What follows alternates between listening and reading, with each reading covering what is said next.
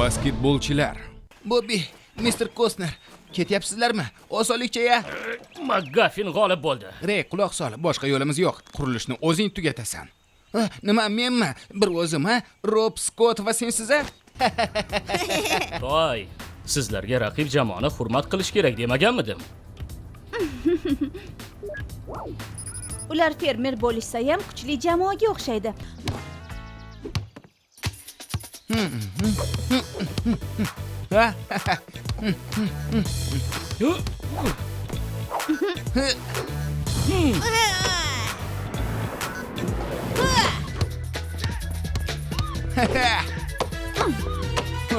Qari nimaga qodirligini ko'rsat.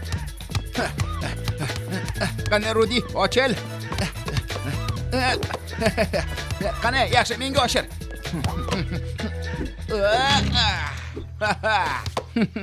Uch kishidan bo'linamiz. Mia, Rey va men. Leo, Mike va Stellaga qarshi o'ynaymiz.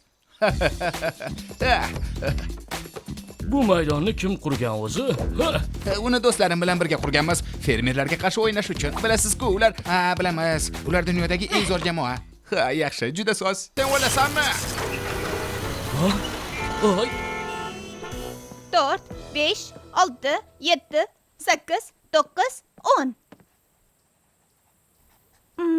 Maydon o'lchami qoidalarga mos emas. Maydon talablarga mos kelmaydimi? Ha, bu hali hammasi emas. Ustunni ko'ryapsanmi? U noto'g'ri o'rnatilgan. U me'yordan ancha baland. Masxarabozlar. Umrimda bunaqa ahmoqlarni uchratmagandim. Ahmoqlarni esa ko'p uchratganmiz. Miya haq, ularni muomalasini aytmaysanmi?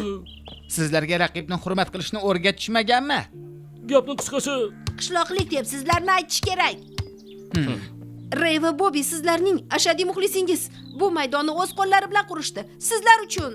Ular sizlarni yaxshi ko'rishadi, lekin bunga siz munosib emassizlar, ahmoqlar.